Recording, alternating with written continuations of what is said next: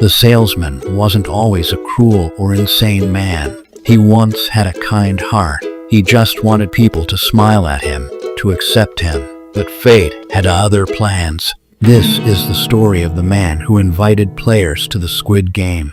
Daichi had a tough life from the very start. His family wasn't poor, but their home was always cold and distant. His father was a strict, harsh man who constantly belittled him and never acknowledged his efforts. His mother showed him no warmth, as if his presence in the family didn't matter at all. As a child, Daichi spent his days searching for approval and affection, but he was always ignored. As he grew older, he realized that people paid more attention to those who made them laugh. But instead of being admired, he was mocked. People didn't laugh at his jokes, they laughed at him. The humiliation became unbearable, and one night, when he couldn't take it anymore, he lost control. He took a gun and shot those who had humiliated him. After that, he had no choice but to run.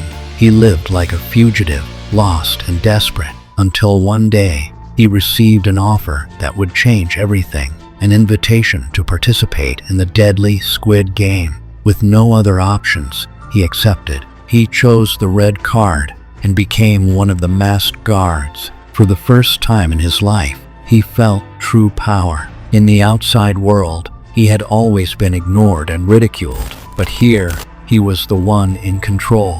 His obedience and ruthless nature helped him rise quickly through the ranks. For the first time, he was someone who mattered. But fate had one last test for him. One day, he discovered that his father, the man who had never once shown him kindness, had entered the game as a player, drowning in debt. In the second round, his father lost. Without a moment of hesitation, Daichi pulled the trigger and killed his own father. Years passed. He was no longer just a guard. He had become the one who recruited desperate people into the game. He did it with passion, believing in the system that had given his life meaning.